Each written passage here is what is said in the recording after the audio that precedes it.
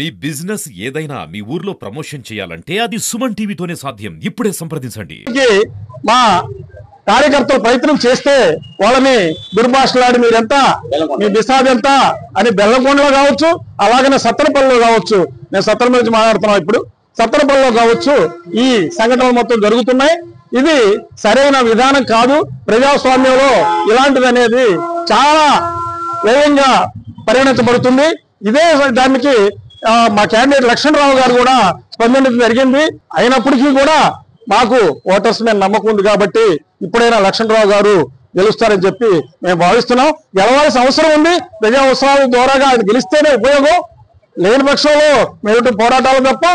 అట్లాగనే జనము సమస్యల మీద లక్ష్మణరావు గారు కానీ ఆయన ఎన్నుకున్న సంఘాలు కానీ పనిచేయింది తప్పేది కాదు.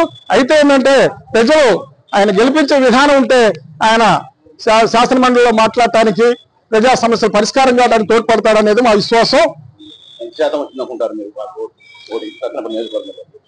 సత్తెనపల్లి నియోజకవర్గంలో సత్తెనపల్లి మండలం టౌన్ ఒక 60% నుంచి మాకు ఇందాక వచ్చిన సమాచారం ప్రకారం ఒక అరగంట ముందు 60% అన్నారు. అది అన్నారు పోలైంది అన్నారు. అది ఎంత అయింది అనేది లక్ష్మణరావుకి ఏమొస్తుంది అనేది మాకు వచ్చేసి విశ్వాసంగా ఉంది. ఈ లాస్ట్ టైంలో 3 గంటల నుంచి ఈ లోపల జరిగింది మొత్తం కూడా గోల్మాల్గా అనిపిస్తుంది మాకు. అందుకని ఏదేమైనప్పుడు ప్రజా చైతన్యం మీద మేము విశ్వాసంతో ఉన్నామని అనుకుంటున్నాం. నా పేరు విమల అండి, డి విమల. అది సత్తెనపల్లి టౌన్. అలాగే నేను మహిళా సంఘంలో పనిచేస్తాను. ప్రజా సంఘాలన్నీ కూడా లక్ష్మణరావు గారికి బలపరుస్తూ ఉంటే మా సంఘం కూడా లక్ష్మణరావు గారి గెలుపు కోసం మేము ప్రయత్నం చేస్తా ఉన్నాము. అన్ని ఏరియాలు తిరగటం అనేది జరిగింది. ఎవరు చూసినా కానీ లక్ష్మణరావు గారు మంచితనాన్ని చెప్పి ఆయనకు ఓటు మేము వేస్తామని చెప్పేసి దాదాపు మాకు 80% జనం కూడా మాకు చెప్పడం అనేది జరిగింది. వాళ్ళ లక్ష్మణరావు గారు ఒక పార్టీకి సంబంధించిన ఆయన కాదు, అన్ని ప్రజా సంఘాలకి సంబంధించిన ఆయన. వాళ్ళ ఈటీఎఫ్ అందరూ కూడా ఆయన్ని బలపరుస్తా ఉన్నారు. అట్లాగే ఇతర ప్రజా సంఘాలు కూడా బలపరుస్తా ఉన్నారు. ఆయన ఒక సంఘానికి అనేది కాకుండా ఈటీఎఫ్ టీచర్స్ సమస్యల మీద, అట్లాగే అంగన్వాడీల సమస్యల మీద, అట్లాగా కౌలు రైతులని మహిళలని అందరూ ప్రతి ఒక్క సంఘానికి కూడా ఎక్కడ అన్యాయం జరుగుతున్నా కానీ ఆయన అక్కడ పోయి నిలబడిన పరిస్థితి మన అందరం చూస్తా ఉన్నాము. అందుకని చెప్పేసి ఎవరు ఎన్ని దౌర్జన్యాలు చేసినా సరే మేము లక్ష్మణరావు గారు ఖచ్చితంగా గెలుస్తారని చెప్పేసి మేము ఆశిస్తా ఉన్నాం.